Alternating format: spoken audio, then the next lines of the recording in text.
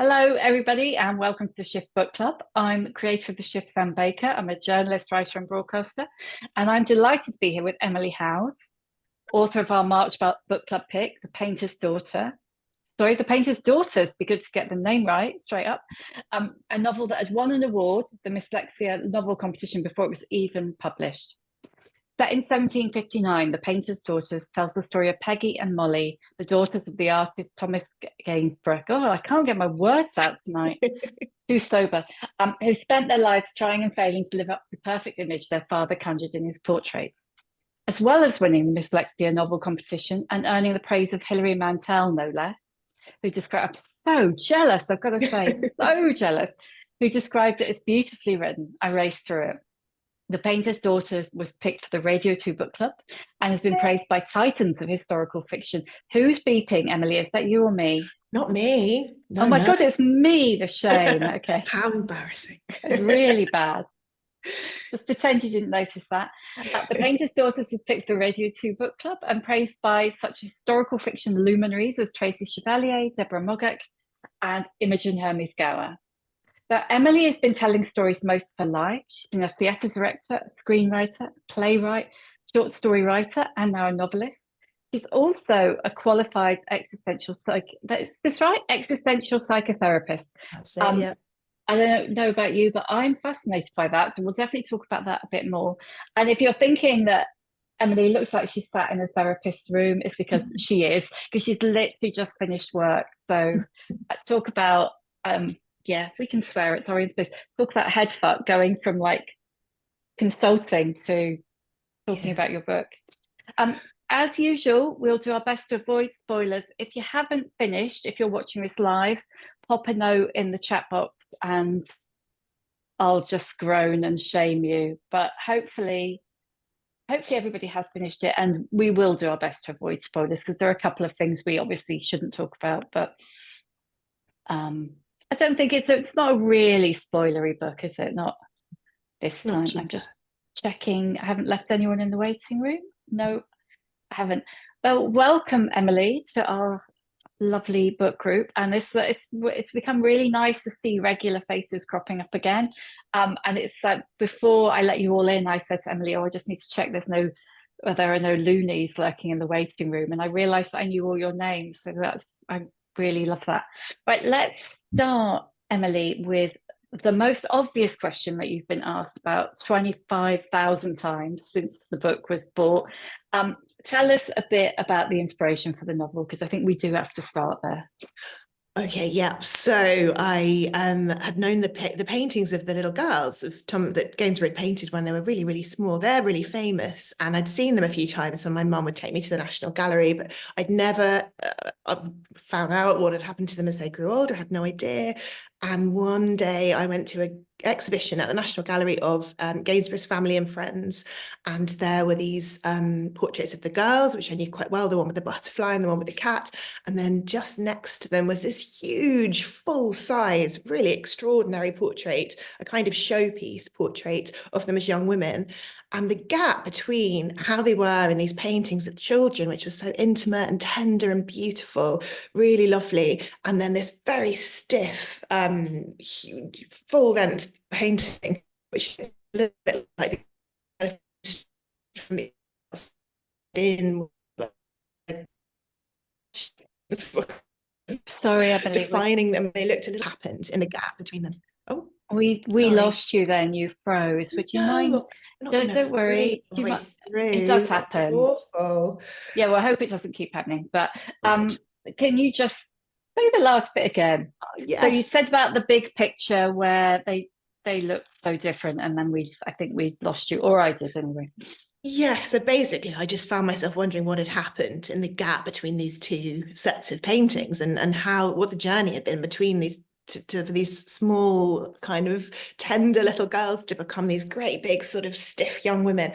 And I went over to have a look at the plaque next to the painting, and there was about 2 lines saying something like, one of the sisters became mentally unwell and the other sister became her carer. And that was all it said. And I just like that. Just like that. I just knew that I had to go home and find out more about it. Not that there was a lot to find out. And their lives were not well documented, really. No. Well, they were women. They were women. So all that really exists of them are the paintings by a man and the mentions of them in the letters by their father. So some of the dialogue in the book is taken from Gainsborough's letters or little incidents that happen or ways he described them. A lot of that is a direct quote from things he wrote about them, which is really all we know. Oh, I'm just going to let someone else in. So that picture that you're talking about, is that the one with the dog or is it a later one? No, the two of them are sort of, oh, yeah, the dog's jumping up at them, isn't it, in the corner? I That's think there's right. one with a dog in, isn't there? But I wasn't sure if that was the one. Yeah, I'm So, trying to remember if I think there is a dog jumping up at one of that because Gainsborough loved painting dogs. He was really into dogs, and they had lots of different sets of dogs all through their family life. And some people think that he used to paint the dogs as a kind of joke because the dogs represented the personalities of him and his wife. So they always had them in pairs. People trying to guess, like, is he the small, scrappy one, and then Margaret's the kind of great big furry one next to him. So lots of hidden messages about poor Margaret. yeah, poor Margaret. Yeah, I mean, we'll talk about that in a minute. I think, I don't know. It's like, I mean, I thought you did a really good job of building. It's like that classic thing, isn't it? Oh, mummy's the bad one, the boring one, the one who doesn't let us have any fun. It's like, well, yeah, but there's a reason for that. It's like, yeah. Yes, that sort of dawning awareness, I think, because what's really lovely about that story, because of the paintings, is that you can start in childhood and move into adult life, and so there's such an opportunity to show how family relationships develop, but also how your awareness of your parents changes over time as you go towards adulthood. It's a kind of real, for me anyway, it was a real story of that coming of age and beginning to see the shadows all around you and to see things from a different angle as you become more sophisticated in the world. And just as an aside to everybody who's watching, when we had a little bit of a chat about the book a couple of weeks ago, quite a few of you started your chat with, yeah, we'll talk about the mother and the grandmother, Nicola. Wind your neck in. Quite a few of you said, oh, this isn't the kind I think I would usually read, but I really liked it. And it's oh, hang on. Yeah, you've just gone mute. So sorry, everybody. We're having a few technical problems today. Just unmute myself. It just said the host muted you, but I've popped back. No, the host didn't mute you. Okay. Mysterious. God, Here, technical hell, the ghost host. Yeah. Anyway, where were we? You were just so you were just saying then about how little information there was. So how did you go about researching it? Because it seems from outside quite a heavily and I don't want to say heavily researched. I don't mean that the research weighs heavily on it. I mean that there's a lot of detail. Yeah, it was a really interesting process, and I think I was quite lucky in that I didn't really know a lot about what I was doing, but I think looking back on it, I was really lucky that there's enough information there to just give you a springboard for your imagination, but not so much that you become completely bogged down in it or it doesn't overwhelm the book. I was really lucky, I think. So I had a really great biography of Gainsborough to start from, and lots of great, big, beautiful books all about Gainsborough that have been put together by Susan Sloman. They're really gorgeous books with all the full-scale colour pictures. And then there's quite a lot of secret Gainsborough information out there and fan groups and people who are quite passionate about collecting little bits of information about him. And then the rest was all to do with the places and to do with Bath in the 18th century. And I think I'm probably the only person in the world to have bought the book about the road from London to Bath in the 18th century. Yeah. Got a lot of books no one else would be interested in, and then started to piece it together from there. And yeah, there was just always enough I think the beautiful thing about writing from history is that you can find something and there are just gifts everywhere. You look at, like, I don't know, the story of Meg when she goes into she's working in the pig house or whatever it is, the sort of pig cafe, and she sees the guy who's turning this pig on a spit, and then he like wipes the pig down with the cloth and then uses the same cloth to wipe his armpits. And that was in a little book that I found on Regency Britain or Britain in that era. And just one detail like that can just change. As a writer, it's the most beautiful thing because it just gives you the biggest springboard. I slightly question how people do it when they don't have those amazing things to leap from. Yeah. Yeah, Yeah. somebody with a greater imagination than I, or me, put it that way. Yeah, because it reminded me of when I interviewed Maggie O'Farrell about The Last Duchess, and Mm, she was talking about being inspired by the poem and then hunting down the portrait that the poem's about, but there mm, being literally nothing else mhm, about her at all. And so this weird balance between here's this historical period and these people who were real and real things happened to them, but the person that you're writing about, and it's not like, oh, I'm going to write about, I don't know, Queen Elizabeth the First maidservant so that I can do what I want with it. mm. This is a real person, not a fabricated outsider.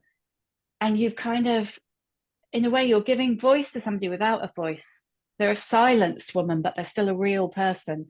How do you tackle that? How do you balance that fact and fiction? Well, I find it quite interesting because I think there's an ethical element to it, and that feels like there's a spectrum for me. I do Mm, often hear people say, "Oh, what a wonderful thing to give voice to the women who didn't have a voice." And I'm not sure I fully subscribe to that because it is such a meeting point between myself, their story, and the reader.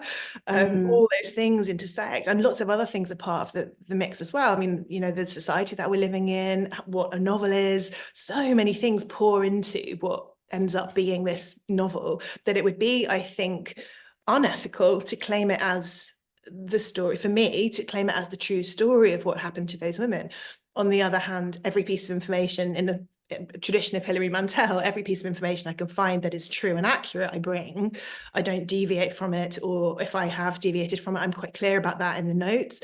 So I don't bend what is that I might bend it slightly, but I really try and stick very carefully to what I've got to work from to begin with. But beyond that, the way I personally think of it, I mean, I'm an existential psychotherapist, so existential philosophy is kind mm, of my thing. And in that way of thinking about the past, there really is no past. The past is always our process of reinterpreting it and redefining it. So although it sounds probably a little bit harsh, I'm sure I'm now writing about Mrs. Dickens, for example, and I'm sure that both Peggy Gainsborough and Mrs. Dickens would be horrified if they read my understanding of how their life might have been. I mean, maybe they wouldn't be, but my guess maybe, is, yeah. given the context that they're living in, how could that be? I don't think I could truly say that I was bringing their story forward in a way that I might do with a client in psychotherapy, say. So for me, the way I justify it is to say essentially history is here for us as the living, and it's about what we might gain from looking at those stories and trying to understand what it might mean to be a woman living in the world today, for example. That's what I find fascinating about it. What can looking Mm. at where I come from show me what I've inherited and who I am and what might still be lurking that I can't see in the experience of being a woman. Yeah, it's so fascinating, isn't it? And I was interested that you had been very ethical and respectful, actually, of the historical fact, whilst creating a really, I mean, really tasty and engrossing story. But I was quite impressed that you resisted any urge towards wish fulfillment, Mm-hmm. because it must have been, I mean, there's definitely other books. There are some other well-respected best-selling historical fiction where you can just tell the author has kind of gone, oh, I just want to give that person a slightly better time than they really had. And I didn't really, I mean, obviously it doesn't end at the end, but I Mm-hmm. also didn't feel like, I felt like you resisted the urge to do that, I think. Yeah, I Have hope them I hope fight I did. back or anything. I think there's also a tendency that I note in historical fiction to focus on the exceptional women who somehow were out of step with their time and who were, I don't know. In fact, I was reading such a novel today where somebody says to their daughter, like, it's all about freedom and doing what you want and go, you can be anything you wish. And that kind of thing doesn't feel as interesting to me because I guess what's interesting to me is the way in which freedom is curtailed or stomped down, or the way you can't move because of all the pressures that are put on you, which feels to me something that is very much inherited again in being a woman today. Mm, We all are coming into the world against a backdrop of hundreds of years of that kind of subtle oppression of freedom. Not to be too kind of militantly feminist about it, but that's my feeling and what I wanted to reflect, rather than to just give voice to either the one woman out of 17,000 women who was able to achieve what she wanted, or the one who just happened to want to be a, you know, extraordinary tomboy who was brilliant with knives or whatever it is, or you know, the fantastic painter or the fantastic musician. For me, it was about saying, well, what about the life of an ordinary woman who is, you know, they're not particularly brilliant in any direction, they don't inherit their father's talent. What would you do? How would you manage that kind of constant navigation of the ways in which your freedom is being curtailed? And like, I mean, you've just mentioned so many different themes, and my brain is going, "Oh my God, which way do we go first?" But let's, because Nicola's mentioned the second strand, the mother and the grandmother. When did Meg come in when you were writing? At what point did you think? I'm assuming everybody's read it, but Meg is the second strand, and she, I think we can say she turns out to be the grandmother of Peg and Molly. Was she always there? At what point did you meet her, if you know what I mean? So I met her when I found out this relatively well-known fact that Margaret Gainsborough, who is the sort of money woman of the family, she's the one who sorts Gainsborough's account. She's very practical.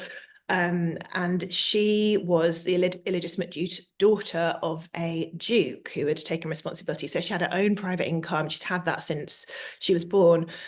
So I began to look into that storyline because I thought it was quite interesting in terms of class, mobility, and all sorts of other things. And then I just found this one scene, which I suppose probably counts as a spoiler, so I won't say what it is, but I found it that link to the story that I chose to write about was buried somewhere. And, you know, it's not commonly theorized on, but somebody had this theory about who her father really was.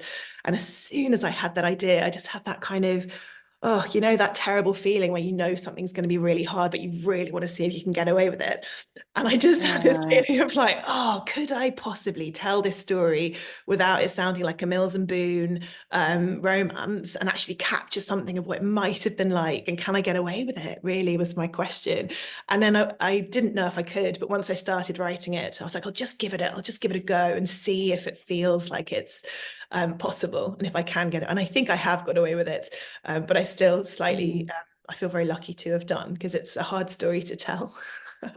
Yeah, I wondered whether it was a rumor or whether it was something you had completely made up, whether you'd taken complete artistic license with it. No, I found it in a kind of Gainsborough newsletter where somebody had said, what if this was the case, because of the porphyria link?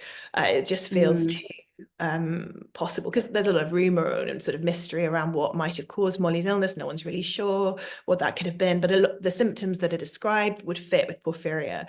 And all the timing just seemed quite, and then there was just this one extra thing where Margaret Gainsborough was overheard referring to herself as the daughter of a prince. And I just felt that was too juicy a detail. And even though the person writing the book says, oh, well, it could just be a byword for duke, perhaps she's using the terms interchangeably.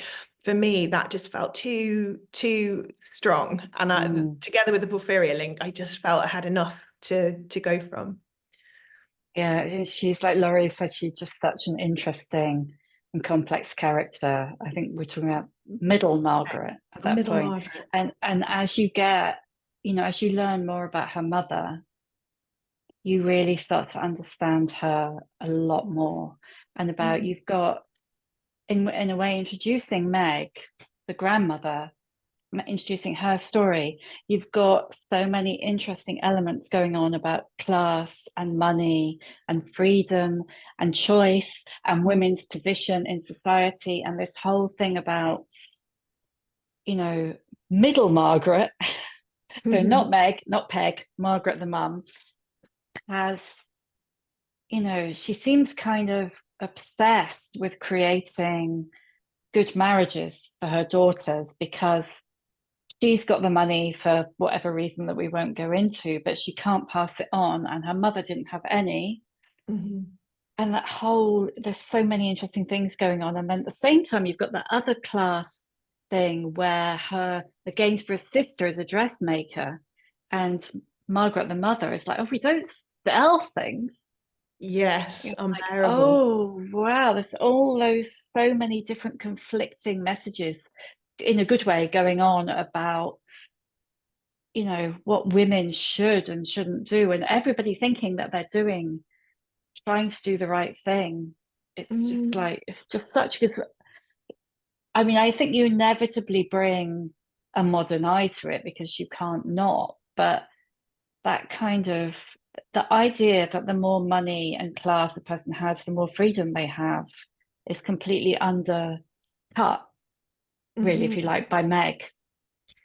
Yes, But you yeah, know, she's almost the one who, for whatever reason, is able to claim her own, build her own life. Is that right? Is that, would you, am I right? Is that, would you Yeah, agree? I think in a way she's the only one who really manages to exert her freedom, such as it is, because she makes a choice in the face of all these things that are happening to her. And there's that moment where she's with Frederick, and she has this sort of moment of, well, what do I? My life could go in all sorts of different directions here, and really each one of them is kind of punitive, really, if you look at the Mm, consequences. But she still yeah. has this sense of empowerment that she can make a choice in one direction or another, even if it's a choice that's going to be really tough for her. And in that sense, I think she is the freest of them, because, or the most free, because I don't think Peggy really ever manages to make a choice. Actually, Molly tries No. to, which is again a bit of a spoiler, but Peggy, I don't think ever really manages to find that moment of really making a choice for her own freedom. I don't think she gets there. I mean, let's go back to Peg and Molly, the sisters. Um, is it a choice, do you think? Because one of the strands is about love versus self-sacrifice, and where they are the same thing, and where they're not. And, you know, one of the male characters doesn't think love and self-sacrifice are the same thing, and the female characters largely tend to. Is it a choice for Peg, do you think, the kind of becoming her sister's keeper? Is that love? Is that a choice? Mm. Yeah, I hope that the novel doesn't answer too firmly No. in one direction or the other, but more kind of just poses the question, you know, by setting up these two really strong voices, one of which is a kind of the voice of pleasure, and the other is the voice of a different kind of love. I hope that it asks us to think about that ourselves. I don't know how I feel about it, but I can certainly feel the Mm, tension between the two in my own life. mm, Quite strongly, that feeling, and definitely having been a single mother for quite a long portion of my kids' lives, you know, since my daughter was 10 months old, and she's now wow. nearly 10. I really was probably feeling that quite strongly as I was writing, that sense of yeah, how this is love, but it also sometimes it's to my detriment. So where do I place Mm, myself? And sometimes it's to my advantage. Sometimes it's wonderful, but it's not uniquely. And sometimes you feel worn down completely by it. So what does that mean? And yeah, what is love was sort of the question that I wanted to ask. mm, definitely. Tell us a bit more about Peg and Molly. Generally, Yeah, just, you know, because we've talked around yeah, them and the women in the yeah. picture, but we haven't really talked about them as characters and what's going on with them. Yeah, so they are very close in age, which is something I was really interested in. Having my ex-husband had twins, twin sisters, and they grew up alongside me. So they were about 9 when I met them. And I really remember one of them saying to me, I don't know who I am when the other person isn't there. I don't know what I think about anything because I can't check it. And even though they seemed quite different in personality, they you know, one was quite sporty and one was more into books, and they seemed very different. But when they left to go to university, there was this huge crisis of identity when one of them had a boyfriend and the other one didn't, and their lives started to diverge. It really shook the kind of foundations of who they were. So I'd always had it in mind, this idea of being so, and they're identical twins, so it's particularly close. But when you look at the pictures of the girls, they almost seem that way in those young pictures. So yeah, I'd always had a question around that, and I think for me, one of the key things about Peggy and Molly is how they start to pull themselves apart, to go from being so absolutely united to finding their own individual identities, and the struggle of that. That's a really important part of the story. And when we meet them, they're quite wild. They're let to roam free in the countryside. They're left essentially do what they want. Gainsborough, in some ways, was quite a progressive father. He did say he didn't want his daughters to end up as sort of tea drinking, husband hunting women. He was quite keen that they weren't pushed into that, but he didn't really have a viable alternative for them. I was going to say, what did you money? think? Yeah, exactly. He didn't have a lot of ready cash, and certainly when he died, he left almost nothing. And there's a really good story which I didn't get to put in the book about how on his deathbed, Margaret, he was saying, "What are you going to do? You've got nothing left." His paintings were sort of falling out of favour a bit, and really he'd been a salesman, so he'd been flogging his pictures to people for cash rather than an artist who was sort of, you know, millions of pounds of portrait in the collector's bank. So he didn't have a lot of money, and on his deathbed he said, "How are you going to survive? I've only got a couple of paintings to give you." And Margaret said, "Well, every time you've left a tenner lying around, I've put it away, basically. I've snaffled every time a bit of cash out, I've snaffled it, put it in a drawer, and now we're going to be fine. We have to model because he was gone. Oh, frozen again. Oh, you think I think you're I'm back. frozen. I'm back. Am I back? You had frozen. Sorry. Yeah. Yes. So he was quite surprised at the lack of where all his cash had gone over the years, and he apparently said, "Oh, I thought I'd had more money than I seemed to have. It just seemed to disappear." He was a big gambler. He was quite careless with money. Oh, I can't remember why I got onto that now. Oh, yeah, because there wasn't a lot of money around for the girls. So although Gainsborough didn't want them to go off and marry rich men, realistically, on a practical level, they weren't going to get their mum's income. They weren't any good at painting. What were they going to do with themselves, really, other than marry or live off quite slim pickings? So it's quite a valid concern, but they did have this lineage, which is what their mum becomes so obsessed with, because it was a great opportunity for them to use that. But it's so interesting that you mentioned earlier, you made a really good point about them not having inherited talent. Sorry, that's the cat making an entrance. But at the same time, you know, their cousin was a boy, didn't have his talent, but still got encouraged. You know, and was able to make, you know, some sort of a living, which, well, if they could have done, they couldn't have done because it was 1760 or whatever. But yeah, I think you can train up a boy as an apprentice, and at that time you really couldn't easily train up one or two girls as an apprentice. So you needed someone to really come in and be a kind of workman. It's just so much easier. So that's another thing that I wanted to capture about Gainsborough, is that sort of the fact that he was just so incredibly busy and so in demand that in the end he can be, you know, advocating for his daughters or teaching them to paint some landscapes, but really only for a morning, and then he's off, gone. yeah, so I mean, he was basically Lord Lichfield, wasn't he, or whatever his name is? That you know the photographer I mean, basically a celebrity portrait artist who would now be a photographer and was like whacking them out. I mean, I want to talk some more about kind of the setting and writing Georgian Bath, but before we do, let's talk a bit about Molly's mental health, because you had a personal reason for being drawn to that story as well, didn't you? Yes, and it's funny how you see the story, but you don't see your own connection to it till a bit further down the line. But yeah, once I'd started writing it, I began to really see how my mum's story was really soaked through the book. And I think it makes a lot of sense that I chose Peggy's perspective to tell Molly's story from, because Peggy is the one who can see this and is very frightened by it, but is unable to voice it to anybody, which is kind of my mum's experience. So in the 1950s, when my mum was 4, her mum was taken into a mental institution, big mental institution in Wales, and never came out.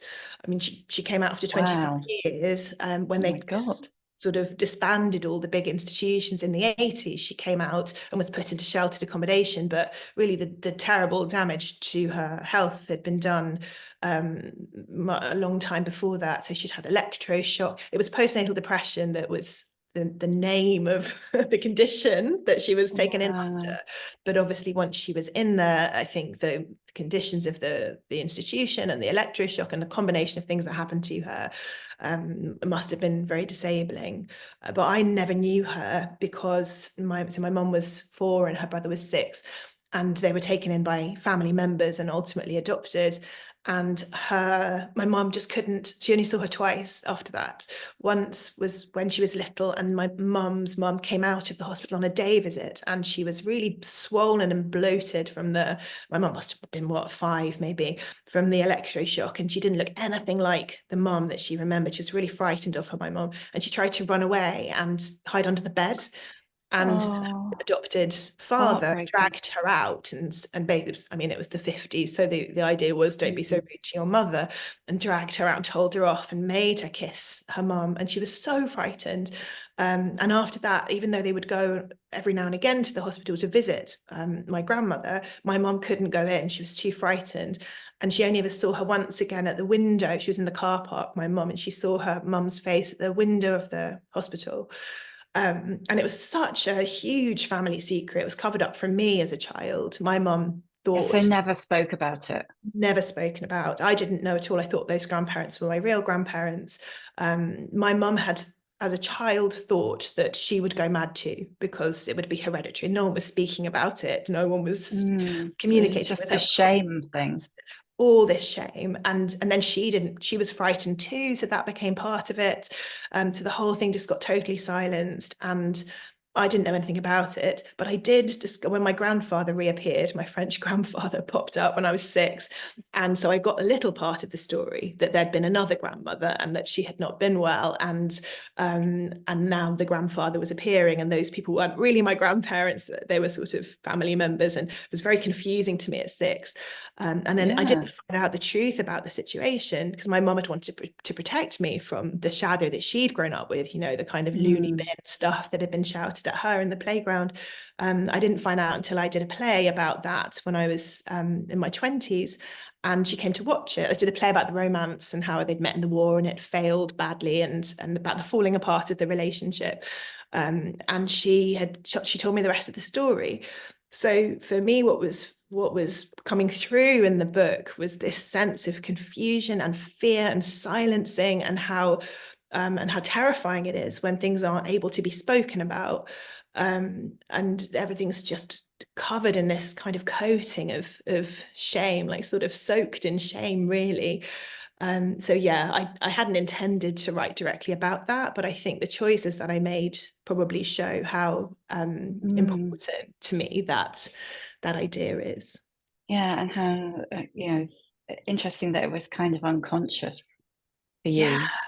yeah, I think it Yeah, often because is, and then you look back at it and think, oh wow, I didn't realize. that living with the family secrets, and they kind of, there are two secrets in tandem, aren't there? Margaret's lineage, and then also Molly's health, and the kind of what you what I guess what is seen and isn't seen about you, but also what you choose to see and Mhm. don't choose to see. And like all the time, Peg is protecting Margaret, particularly, but also her father, who gets away with murder, from the truth about Molly's health. But actually, they must have known. They must have just not wanted to know. It was just one thing too many, and they're fine over there. And so that we've got all of those, like you say, the secrets and doubts and things you can't control underpinning the fragility of the setup. Yeah, and there's so much there about seeing and looking anyway, because it's this novel about art and what's seen, that Mm, it felt like this really amazing opportunity to try and create something that did reflect the story on all those levels. So yeah, for me, what's really interesting is that they just aren't seen; they're being looked at, but people are not wanting to see the parts that don't fit with their story. mm. So yeah, it Well, was. there's a great quote for it. Margaret says about the inside and the out must sit aligned. And I Yes. just thought, so much going on there about what women are meant to, how they're meant to behave and what they're meant to do, but also, with the art and the fact that those girls have been looked at, if you like, since they were very, very small, and had other people's impressions of them put on them from a very young age. And it really reminded me of some of the women I've interviewed who've been famous from a very young age, and then seem to have spent a large part of their adult lives trying to reclaim their narrative. And, Yes. I mean, you've kind of, you have not tried to let Peg and Molly do that and stopped before that, but Mhm. there is that sense that in that kind of constant conflict of inside and out. Yes, it's such an interesting question you asked earlier, and I wonder if Peggy would say that her narrative was Molly, and what we think about that from a modern Mm, perspective is, or from our own perspective is a question.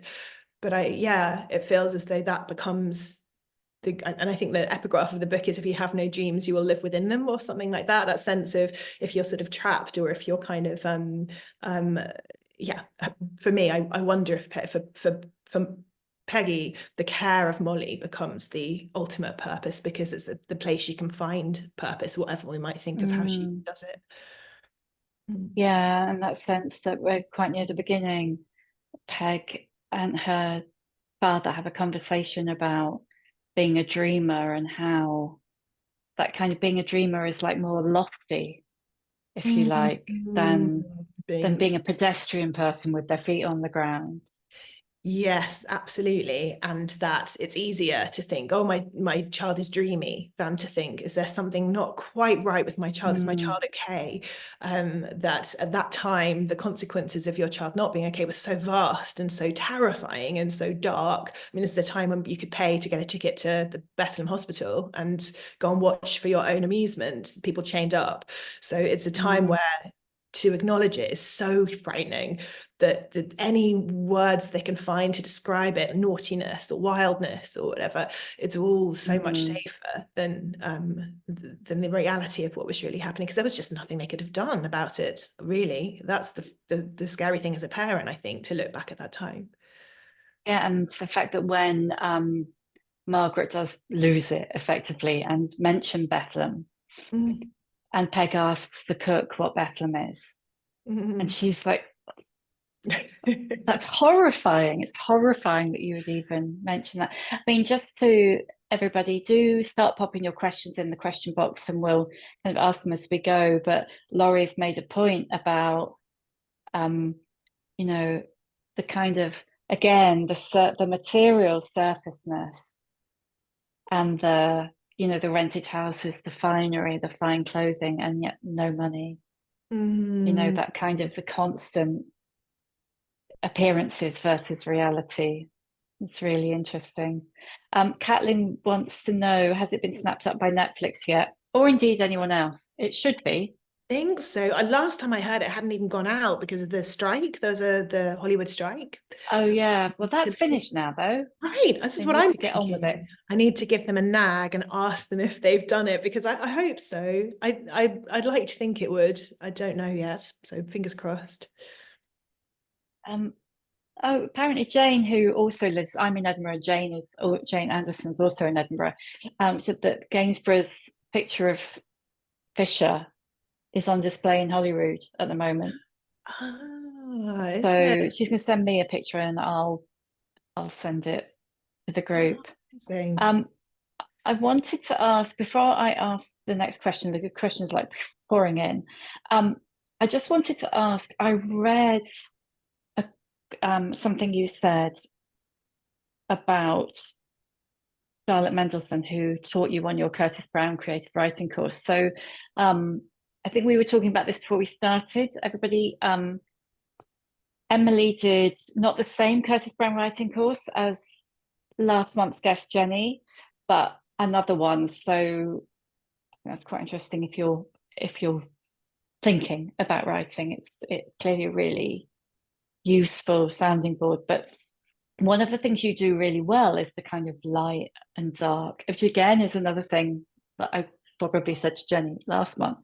And that kind of sense that you've got of the kind of the darkness underpinning the family secrets, the things that people don't want to talk about and don't want to know, and their kind of internal struggle. And then you've got all this kind of, I guess, frivolity Mm. of Georgian Bath going on. And I read you say that Charlotte Mendelsohn had said on the course, sorry, this is a very, very long-winded, incoherent way of asking you. That she had said, go towards the darkness. And I Mm. absolutely loved that. Mhm. And that it seemed to me that did that really influence you? It kind of looked like it did. Yeah, it was with me all the time as a message that had come from her. She was so gleeful about it. She was like, just go towards it. Oh, more the better. Absolutely. You know, she's quite kind of gung-ho, Charlotte.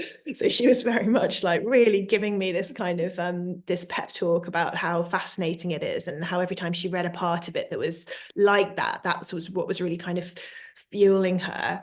Yeah, and I think by and large I did, but I think because for me anyway, what's fascinating about it, so like maybe it's encapsulated by that scene where Peggy creeps into the studio and You've frozen again. Are you can you see me back? now? Back, Yes. Could good. you Oh, Tracy. I don't know if I'm just assuming that everybody is losing you when I am. Oh, annoying. Would you mind going back to literally the bit where you said that scene where Peggy goes in, Oh yeah, where Peggy goes so into right the at the beginning? studio and she's there in the dark, and that he's painting Anne Ford, and she creeps into this kind of abandoned set that's full of all these, and there's something there for me about this tension between the kind of all the stuff that's lurking, the kind of madness and the sexuality and all these things that need to be repressed and are still growing in spite of everybody trying to repress them, and yet in this kind of atmosphere of intense beauty and intense gorgeousness of kind of musical instruments and fabrics draped and the smells and the paints. And so I really, for me, what I kept going back to as I was writing is trying to find that constant tension between which for me is what I suppose the book it was exciting, well, why the book was exciting to write, and why it was really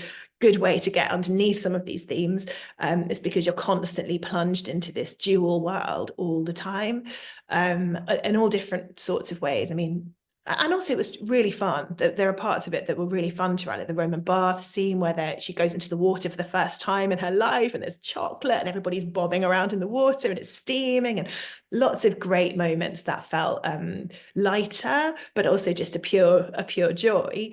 But I think, to be honest, the 18th century was a pretty good place to write if you're looking for darkness. And Mm. anyway, there's so much there, isn't there? It's so physical and grisly and full of dirt and muck. It's the ultimate time of contrast, probably, between beauty and muck that I can think of. Good, good point. Right. Elaine, question. She said she's interested in what inspired the scene where Peggy starts to undress in front of, talking of Yeah, darkness, where Peggy yeah. starts to undress in front of her father's apprentice. And Ah, it's well, saying it yeah. seems like such an impulsive act and it has such ramifications. Yes. So, funnily enough, that's literally the scene where I was talking to Charlotte, and I was like, "Is this too much?" And Charlotte said, "No, go towards the darkness." I was thinking I have this idea for a scene where this happens.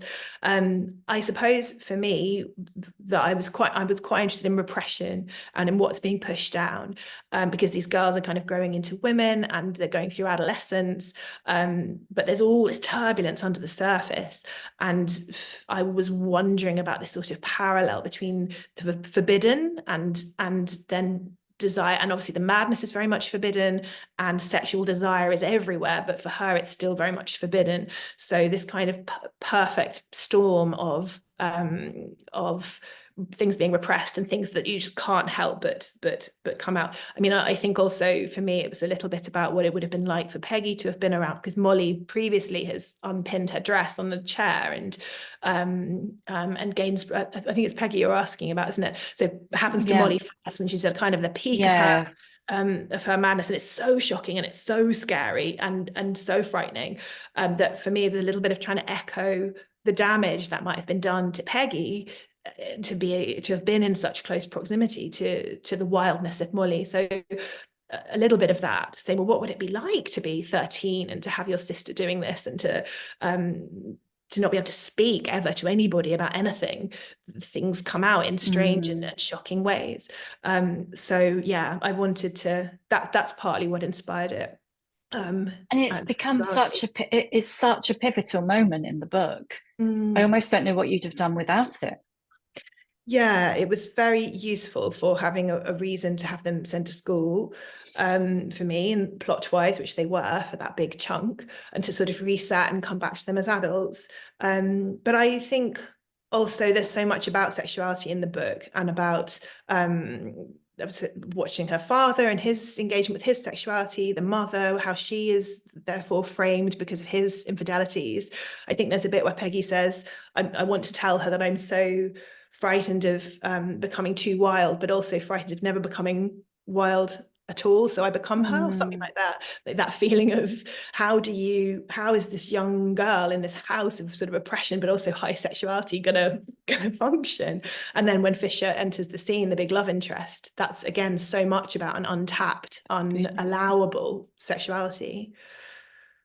Yeah, I mean, it's so, I mean, I honestly think I probably have said this on previous podcasts, but there's so many different things going on that we could talk about any one of them for hours, because it all boils down to it, doesn't it? That whole conflict between, what a woman is expected to do and who she is expected to be, and the kind of sexuality and darkness that's coming really out of the way her father's behaving, and then, like, her mother being the strict ogre who is really only trying to make sure that they'll be all right, because though all those other things aren't open to them, because they're comparatively, they might look from the outside like they come from money and and glamorous life, but the reality is, if they don't marry money, then they're a bit screwed. Although they weren't, but you know what I mean.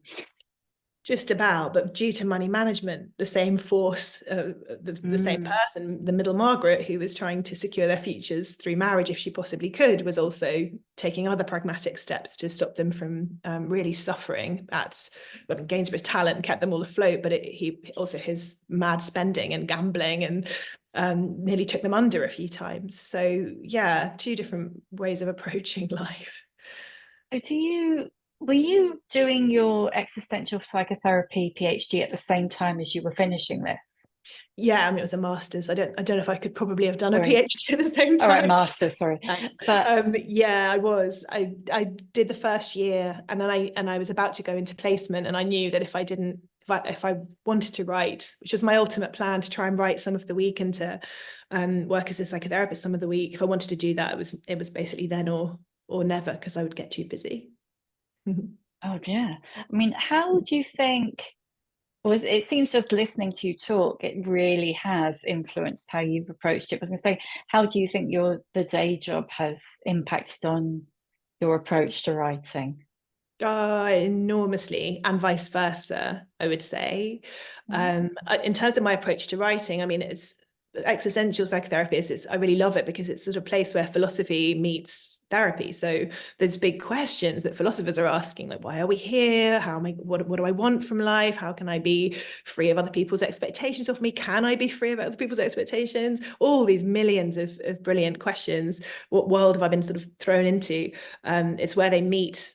In a way, why wouldn't they meet the place where individuals can come into that space and have those conversations? So it's opened my mind because it's exposed me to huge amounts of brilliant philosophy that I probably wouldn't have encountered, or I might have encountered fleetingly. But I've got my favorite philosophers now. I've got my way of thinking about the world, and so yeah, they each impact the other enormously. Right, so we're kind of getting to the point where we're running out of time. So can you, Zaya's asked, can you tell us a bit more about Mrs. Dickens? Because that sounds fascinating. Yes. So I'm about 80,000 words in, and it's the story of Kate Dickens, who was married to Charles, obviously, and she was married to him for 22 years, and then he left her for an actress, and that part is relatively well documented. Yeah. She had a fascinating life, and she wrote a cookbook, which is very cool, called What Should We Have for Dinner? Was it And really called that even really then? called that, yeah. And the preface said that Wow. most dreaded of questions, what should we have for dinner? Which I definitely identify with. And Yeah, I it's mean, that's captured all still her. the most dreaded of Isn't questions. it awful? The kind of family question of like, oh God, what's it going to be? Yeah, what should we eat tonight? Yeah, I wouldn't recommend too heartily many of her recipes. Some of them maybe. Not sure I'm going to be cooking them anytime soon. But yeah, for me, that's one of the, I'm fascinated about so much about Mrs. Dickens, to be honest. One of the things I really want to explore. So Dickens loved like tiny little domestic women, particularly physically small women. And he fell in love with her when she was very tiny. And over the course of having 10 children and 2 miscarriages, she became quite overweight. And there's a real sort of, I feel we still carry this, a sort of judgment around the idea that she became overweight as a sort of, oh, well, of course, then justification for what he did to her, for leaving her for Nellie Turn. And even Oh, if we she let herself go. she'd let Yeah. herself go. And when you watch the Oh, Invisible Woman film with Ralph Fiennes playing Dickens, you see this scene where we see Mrs. Dickens, who's cast in this terrible light. Basically, I think she becomes a kind of vehicle or a kind of what's the word? What's the word? Carrier for a lot of our misogyny. And even now, I still feel like I see that misogyny applied to her because she's cast as not being very interested in his books, as not being but well educated. Oh gosh. yeah, we Oh, lost you annoying. again. You Right, I'm back. I I'm think back. you, yeah, I think Sorry. we kind of, no, we got that you were talking about her being a vessel for Oh yeah, people say, misogyny. and sort of the Yeah. Rafe Fiennes thing where she's glimpsed briefly, and you sort of see him look at her and think, oh, she's really overweight, and I can't look at her getting dressed, and that's shorthand filmically for, well, of course he left her. So yeah, there are many things I'm interested in, but one of the things I'm interested in is the way that women's bodies, and particularly Kate, becomes a kind of vehicle for how we think about women and at what point we start to discard them. Yeah. Yeah. Oh God, so much. We'll have to have you back. Talk I'd about love that to come one. back. Definitely. What is it about historical fiction that particularly appeals? It just gives me the excitement, the feeling of I've got to write about that. Seeing Kate's cookbook or whatever it is, those moments, the pig shop, whatever it is, it just gives me this flicker of excitement, and I just feel like I just want to go away and write it. And also I think I am really fascinated about what we inherit, and I think we can see ourselves. We kind of like raise ghosts, don't we, in the past? And we raise these ghosts and we don't see ourselves directly, but we can find out so much about who we are when we look back. And Laurie is asking if there were any more historical kind of tidbits that didn't make it into The Painter's Daughters. Oh gosh, there must be so Must be many. loads. Yeah, I'll try to Because you wrap couldn't possibly get them all in, could you? Or it would end up being like get everything 160,000 in. words or something. How long is Yeah, this? Is this 100,000 words or not quite? I'm afraid it is. Yeah. So it Yeah. started at 90,000, and then after editing it, it got longer. I did have a whole bit that I had to leave out of Molly Gainsborough's story, which I wish I'd had been able to put in, where she got entangled in some petty crime with Fisher. Really? Yeah, but I don't think I can reveal it without spoilers. But it's worth to do with fabric sales and Australia. She was close to being sent to Australia, but I just could not. Wow. I could not find a way to get it in. But yeah, there is a little bit more out there. Wow. God, that's amazing. Just think, Mm-hmm. oh, that would have been, well, I mean, if she had been sent to Australia, that would have been, Yeah, scandal. well, would it? It would have been a scandal and it would have been catastrophic for her. But who knows what the impact would have been on Peg? Might Mm, have been catastrophic for her too. Who yeah, knows? yeah, that's my Oh. best one. I'm sure there are others, but Yeah, no, that's really good. And I love the sound. I love the sound of Mrs. Dickens and that kind of, you know, that kind of when your body is used up, if you like. yeah, and then this, yeah, how she's been treated by even by Dickens's biographers as this kind of uninteresting woman. Especially by Dickens biographers who all think the man walks on water. Yes, it's going to be quite interesting to see how. I think I might get a little bit of resistance from certain Dickens circles, but Yeah, I'm ready. I'm just going to try and make sure I'm very, very confident in what I've got, which might take definitely at least another year to be yeah, absolutely certain that I've got it. I know what I'm doing, because that's a lot of toes to step on. But I think it really bears scrutiny. He was a really bad husband in the end. He's complicated and interesting in his own right, but it really is worth looking at. And also, I think our understanding of success and what success is, because she was a very mellow, kind character, Kate. My Kate, I've kind of taken that to, she loved embroidery, she loved cooking, she loved these kind of very meditative hobbies and qualities. She was a very lovely mother. Everybody liked her. And somehow this has been sort of derided as not being interesting or not being able to keep up with Dickens, who was this much more energetic, ferocious, obviously, I mean, he was Dickens, he was a really prolific character, that she's somehow seen as lesser. And I'm curious about what it is that makes us see things that are more immediate and more, why is cooking of less value, say, than writing? Or why are the things that what do we value? Kindness seems to be quite close to the bottom of the pile. And I would like to try and write something which questions that. and it's also that boring cliche, isn't it, of the man who, gets successful and dumps his first Oh, wife for a younger, glamorous, more somebody he wants to be seen out with.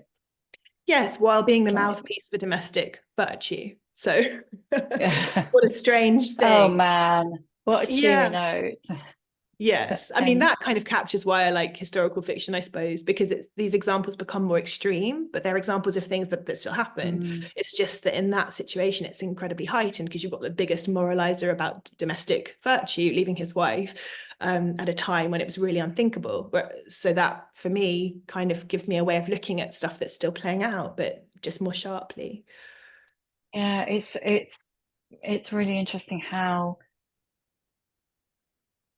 it does still, things have changed so much. Obviously, our attitude to mental health is so different, but still, so all of the things resonate about freedom and choice and class and objectification and whose gaze counts, and all Mm. those things are still there 200 and whatever years later. So, and it could be depressing, I guess.